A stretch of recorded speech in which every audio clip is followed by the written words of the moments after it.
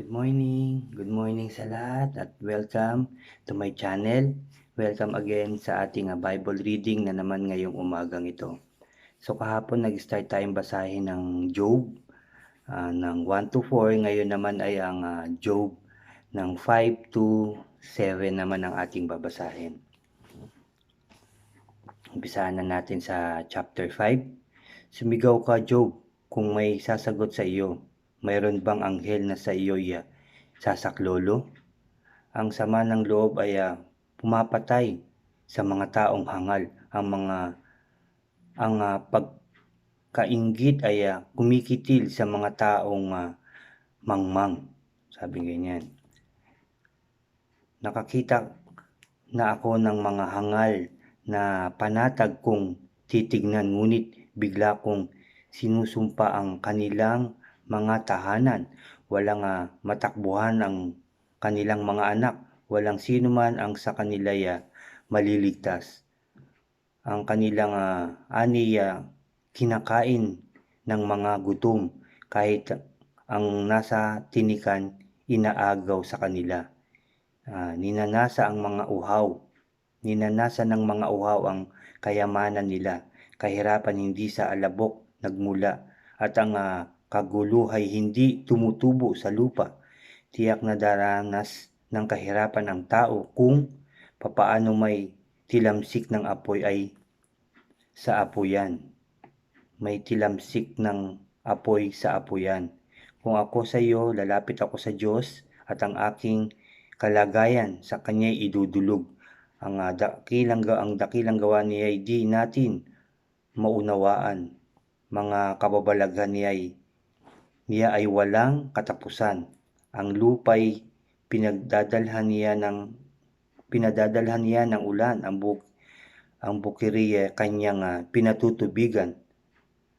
Ang nagpapakumbaba ay kanyang itinataas. Ang mga nalulungkot kanyang inililigtas. Mga pakana ng mga tusoy kanyang sinisira, kaya anumang gawin nila wala silang napapala. Ang mga tusoy inuhulog niya sa sarili nilang bitag. Kanilang mga pakanay kaagad nagwawakas. Di makita ang daan kahit na araw. Sila nangangapa kahit katanghalian. Ngunit, sabi, nililigtas ng Diyos ang mga ulila. Inaahon niya sa kahirapan ang mga dukha.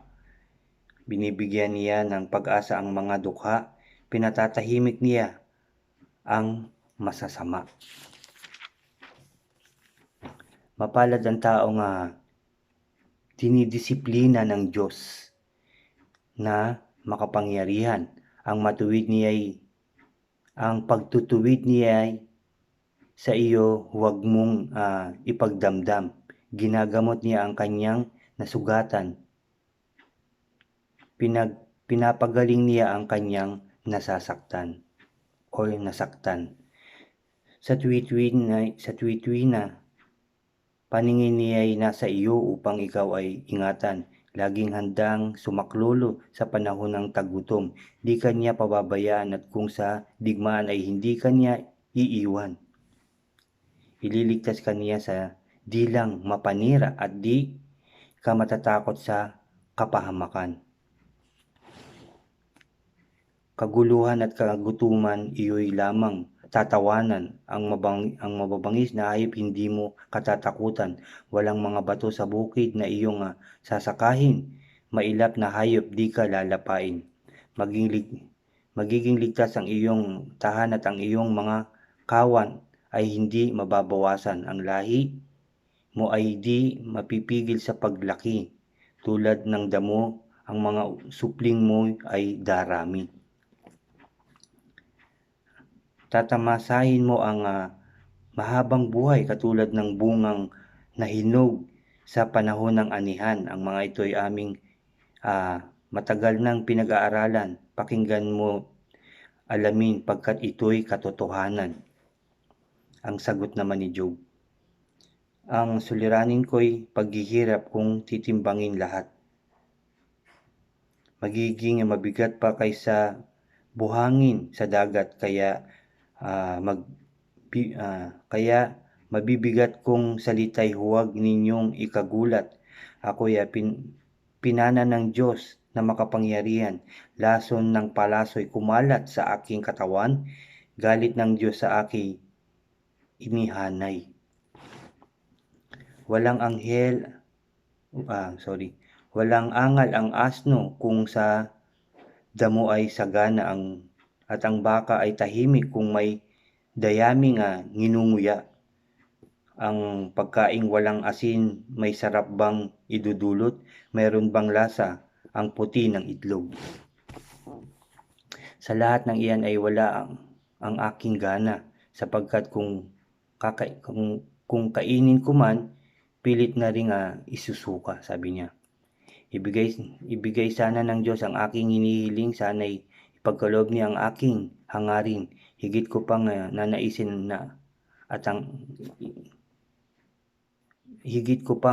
nanaisin at aking ikagagalak ang buhay na taglay ko ay bigyan niya ng wakas. Kapag nangyari ito, ako'y liligaya sa gitna ng pagdurusa, lulundag sa saya. Alam kong banal ang Diyos, kaya di ko sinusuway kanyang mga utos. Kaya di ko sinusuway kanyang mga utos. Ang lakas ko ay ubos na. Di na ako magtatagal. Kung wala rin lang pag-asa, ay bakit pa mabubuhay? Ako na may hindi bato at hindi tanso ang aking katawan. Ako'y wala na lakas upang iligtas ang sarili ko. Wala na akong matakbuhan upang hingan ng saklolo. Sa magulong kalagayan, kailangan ko'y kaibigan. Tumalikod man ako o hindi sa Diyos na makapangyarihan, ngunit kayong mga kaibigan ko'y di ko maaasahan. Para kayong sumpang natutuyo. Sabi dito, para kayong sapang natutuyo kapag walang ulan. Sabi, kung taglamig ang ilog ay pawang yelo. Pagsapit ng tag-araw, nawawalang lahat ito. Ang ilog ay natutuyo, walang laman kahit ano. Sa paghahanap ng tubig, naliligaw ang mga manlalakbay, at sa gitna ng disyerto ay doon na namamatay. Naghahanap ang manlalakbay ng taga-Tema at mga taga-Seba, ngunit pag-asa nila ay nawala sa tabi ng tuyong sapa.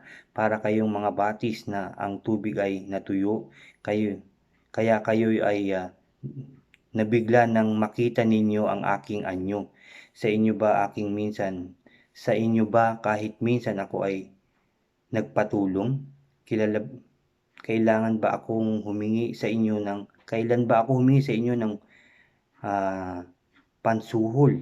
Ako ba kahit minsan nagpasaklolo sa inyo? Hiniling ko bang sa kaaway ay tubusin ninyo ako? Pagkakamali ko'y sabihin at ako'y turuan. Ako'y tatahimik upang kayo'y pakinggan. Mga salitang dapat kay gandang pakinggan, ngunit ang sinasabi ninyo'y walang katuturan. Kung ang sinasabi ko ay walang kabuluhan, bakit ninyo sinasagot itong aking karaingan? Kahit mga ulila ako'y pagpupustahan, pati kaibigan ninyo inyong pagsusugalan. Tignan ninyo ako ng harapan, hindi ko kayo pagsisinungalingan. Lumalabis na ang mali ninyong paratang. Tigilan ninyo na iyan,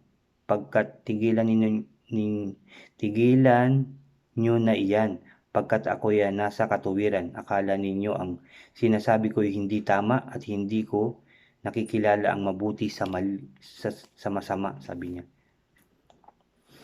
Sabi sa chapter 7, ang buhay ng tao punong-puno ng pagod, tuwad ng kawal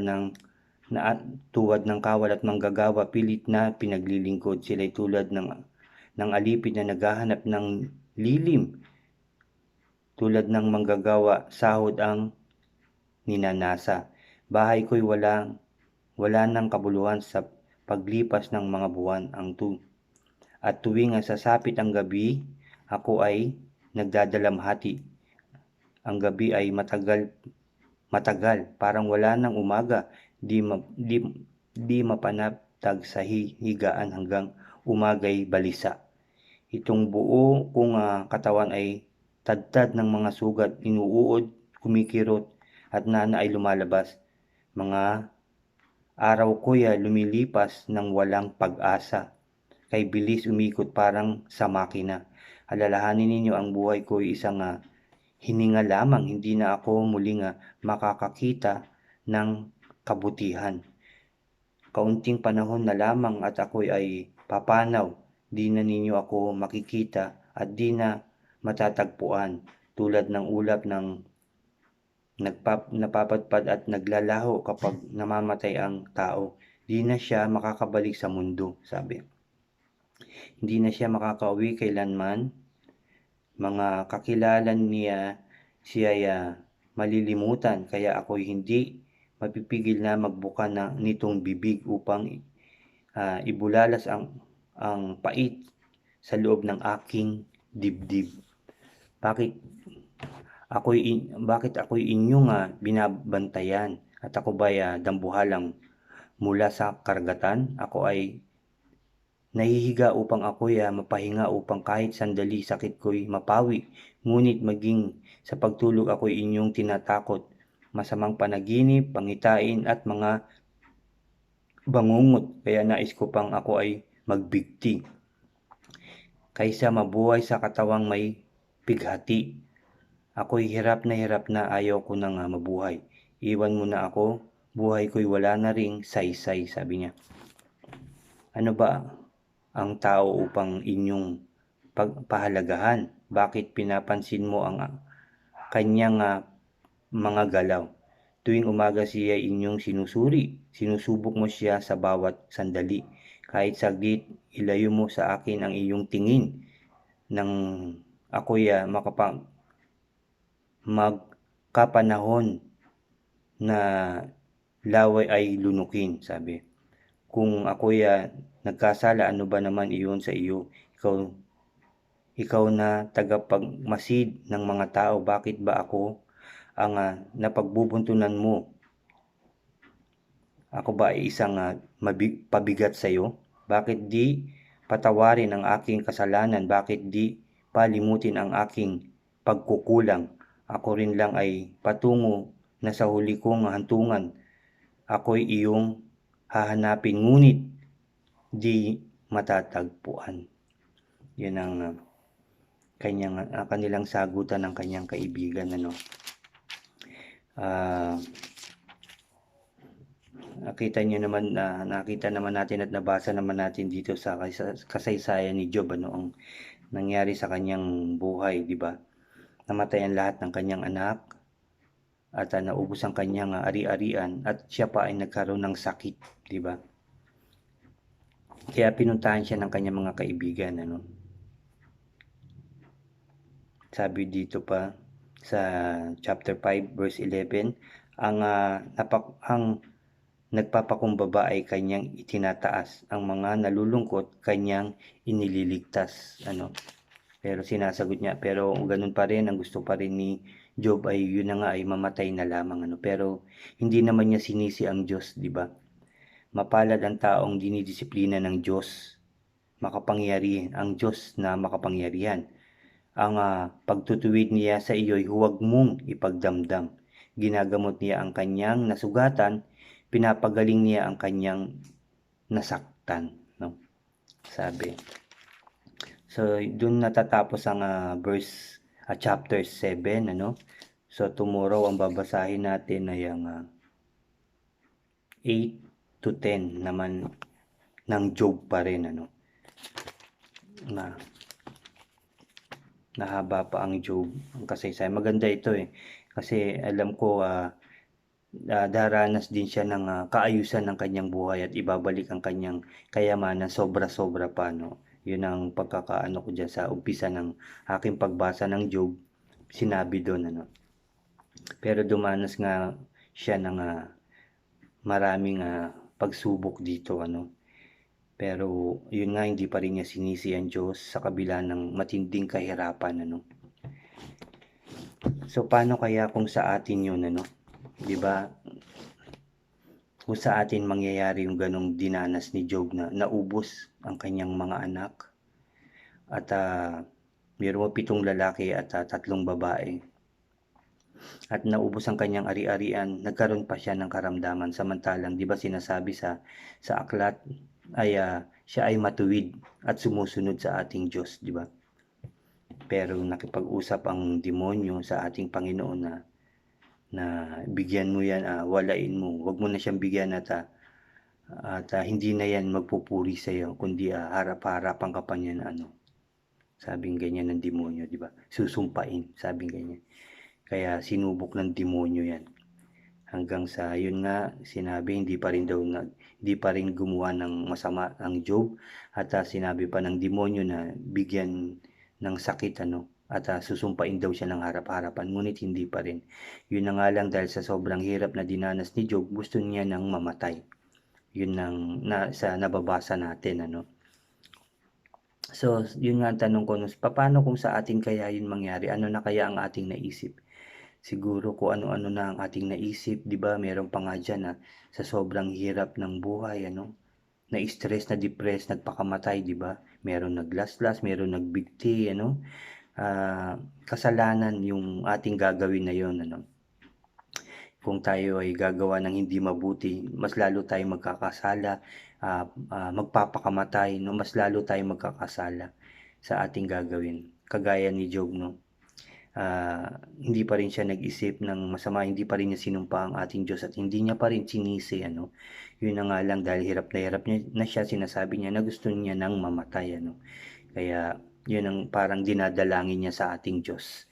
Tayo rin sinasabihan din sa salita ng Diyos, dapat maging matatag tayo at huwag mawalan ng pag-asa. Magpatuloy lang tayong mag-antay sa ating mga panalangin, patience, huminahon tayo sa pag-aantay sa ating panalangin sa Diyos dahil naririnig naman niya tayo.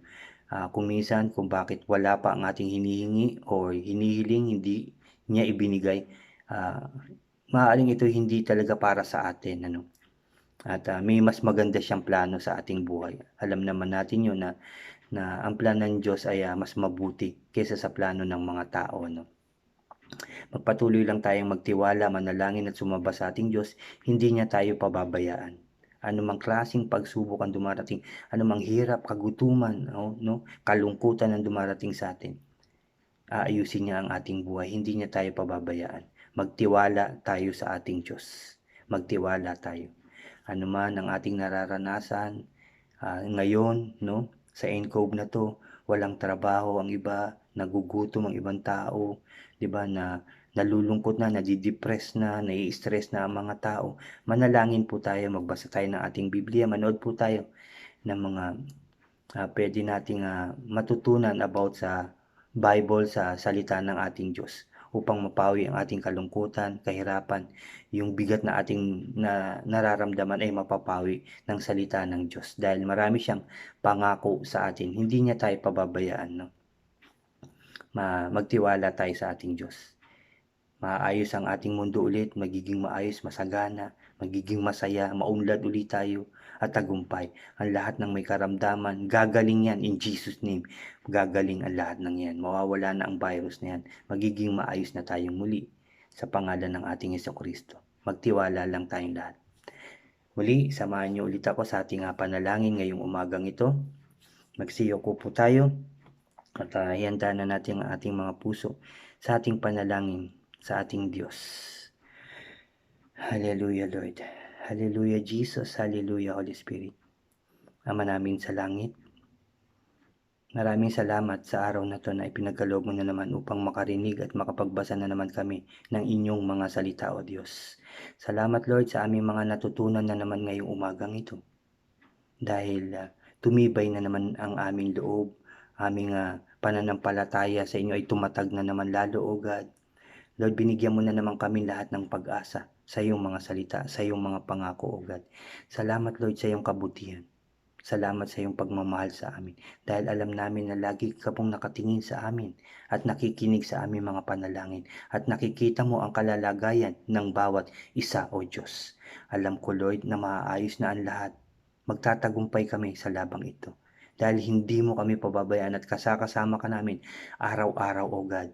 Simula sa araw na to, Lord, hindi kami aalis sa iyong piling. Kami lalapit na palagi sa iyo, O God, upang kami lahat ay maging maayos, O God, maging matuwid, maging masaganang muli at maging mas matagumpay dahil kasama ka na namin sa aming mga buhay, aming Diyos sa langit. Thank you, Lord. Thank you, Jesus. Thank you, Holy Spirit. Dahil umaasa kami at nagtitiwala sa iyo lamang, O God. Hindi sa tao, kundi sa iyo lamang kami magtitiwala, O Diyos. Pinagkakatiwala na namin, Lord, ang lahat-lahat sa iyo, Lord. Ang nararanasan namin sa mundong ito, sa lugar namin, Lord, at ang aming mga suliranin, ang aming kalungkutan ay ibinibigay na namin sa inyo at ito inyong aayusin. Alam po namin yan, O God. Bantayan mo po kami lahat, Lord, sampu ng aming mga mahal sa buhay, pati ng aming presidente, O God, Duterte, O God, ang kanyang mga senador, O God, congressman, O God, kanyang mga taong totoong naglilingkod ng mabuti at maayos sa inyo, O Diyos, at sa aming presidente. Ganon din sa aming mayora, O God, sa pababa sa kanyang mga tauhan, O God, hanggang sa mga congressman, gobernador, barangay, O God, chairman, O God, mga pulis, doktor, O God, scientist, sundalo, nurse, Father God, O God, mga barangay tanod, O God, mga frontliner, O God, huwag mo po silang pabayaan. Bigyan mo sila ng sapat na kalakasan at tamang puso't isipan upang mapagtagumpayan ang labang ito, upang maging mas maayos ang aming mundo, O God. Alam ko po na kasama ka rin nila sa labang ito. Lord, simula ngayong araw na to, lahat ng tao, O God, ay kasama kang lalaban at sa pag-ayos ng aming mundo ulit, sa katagumpayan ng aming mundo, Lord, hindi na kami lalayo sa iyo, O God. In Jesus' name, Father God, magiging maayos na ang lahat. Magiging matagumpay na ang lahat dahil kasama ka na namin sa aming buhay, O God. Salamat, Lord. Salamat, Jesus. Salamat, Holy Spirit, O God. Please always bless us all, Father God, and guide us all, Father God. Lord, siniselyoan ko na ng banal na dugo ng aming Panginoong Kristo ang aming panalangin. Kaming lahat ay tagumpay na. Tagumpay namin ay sunod-sunod, O God. In Jesus' name, O God. In Jesus' name. Lord, pinupuri ka namin, pinasasalamatan, sinasamba at dinadakila, O Diyos, sa tanging pangalan ng aming Panginoong Kristo na aming tagapagligtas. Ang lahat ay magsabi ng Amen and Amen. Salamat muli sa umagang ito sa pagsama nyo na naman sa akin sa ating Bible reading ngayong umagang ito. Marami na naman tayong natutunan at naging maayos na naman ang ating pakiramdam. Tumatag na naman tayo sa ating pamumuhay, sa ating buhay, naging matagumpay tayo na naman dahil narinig natin ang ating salita ng ating Diyos, no? Salamat sa inyo at dun sa mga bago, mag-subscribe po kayo at i-like nyo po ang mga videos at click nyo na rin yung notification bell para po updated po kayo sa mga bago ko pang video na i-upload. Salamat pong muli at mabuhay po tayong lahat. God bless po sa ating lahat. See you ulit po bukas. Salamat po.